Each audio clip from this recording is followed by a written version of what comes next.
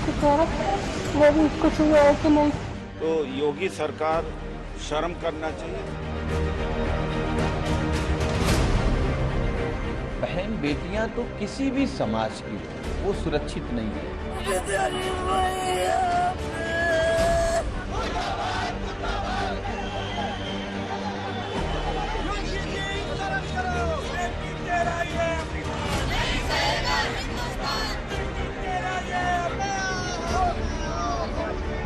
दरिंदगी भरी मौत की शिकार उस बेटी के साथ बलात्कार हुआ था। ये आरोप पीड़िता के पिता लगा रहे हैं।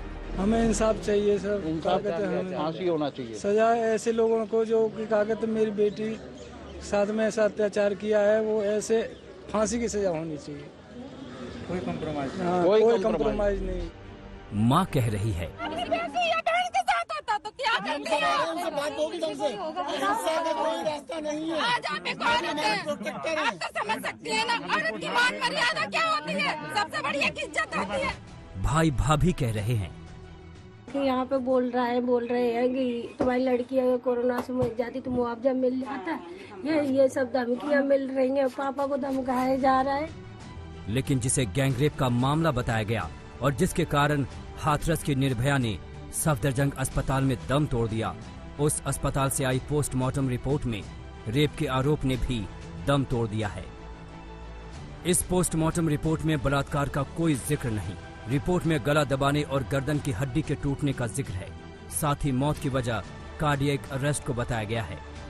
जो दिल्ली के पीएम रिपोर्ट में जो मृत्यु का कारण आया है वो गले में चोट होने के कारण और उसके दौरान जो ट्रॉमा होता है उसके कारण आना बताया गया है। जो पोस्टमार्टम रिपोर्ट आई है उसकी ही वकालत यूपी पुलिस पहले से कर दिया रही है। वो अलीगढ़ के अस्पताल की मेडिकल रिपोर्ट का हवाला देती रही, जिसमें शरीर पर चोट के निशान हैं, लेकिन बलात्कार के नहीं। देखिए, मेडिकल रिपोर्ट जो अलीगढ़ से मिली है उसमें चोटों के बारे में बताया है, लेकिन जो sexual intercourse, force sexual intercourse जो कहते हैं, इसकी उन्होंने पुष्टि नहीं की है। इसके बाद शाम ढलने से पहले फॉरेंसिक रिपोर्ट भी आ गई, जिससे पता चला कि बलात्कार नहीं हुआ है। जो विधि विज्ञान प्रयोगशाला की रिपोर्ट भी अब प्राप्त हो गई है, जिसमें यह स्पष्ट रूप से बताया गया है कि जो सैंपल एकत्रित किए गए थे उसमें किसी तरह का स्पर्म और शुक्राणु नहीं पाया गया है। एफएसएल की रिपोर्ट आई है और एडीजी लॉ एंड ऑर्डर, एक लड़की जो अपने डेथ बेड पे ये बयान देके गई है, जो बयान कोर्ट में भी एडमिसिबल है कि मेरे साथ गैंगरेप हुआ है। ADG UP law and order आज रिकॉर्ड पे आके कहते हैं कि रेप का तो कोई प्रूफ ही नहीं मिला है। लेकिन सवाल है कि अगर बलात्कार नहीं हुआ तो लड़की ने मरने से पहले अपने आखिरी बयान में बलात्कार की बात क्यों कही? उस दिन जिस दिन आपकी चोट लगी है उस दिन रेप हुआ है। अच्छा, दोनों ने किया था, कोई और भी था? वो दोनों थे और बाकी सब भाग गए थे। अच्छा, बाकी सब भाग गए थे। जब मम्मी को देख के भाग गए थे तो आप उस समय होश में थे? थोड़ा सा होश था।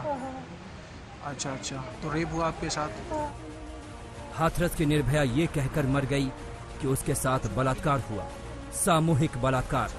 उसके परिवार वाले भी यही कह रहे हैं, लेकिन पुलिस और प्रशासन इस बात को नकार रहे हैं।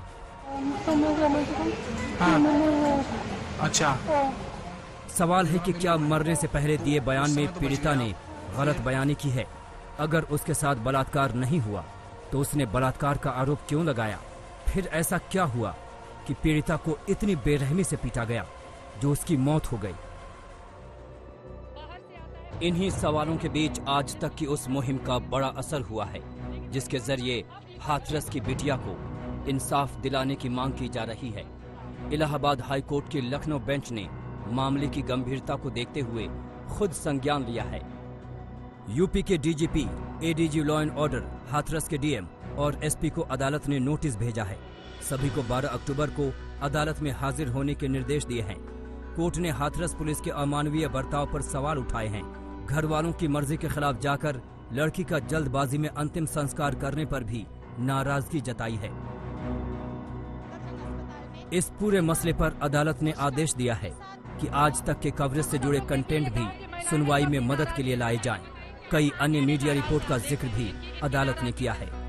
सब महोदय यहाँ के आपको दिखाई दे रहे हैं। उम्मीद है अदालती फटकार और संज्ञान लेने के बाद मामले को दबाने की कोशिश में जुटे प्रशासन को अक्ल आएगी। दिल्ली से संजय शर्मा, हाथरस से चित्रा त्रिपाठी, तनुश्री पांडे और राजेश सिंघल के साथ अभिषेक आनंद, आज तक।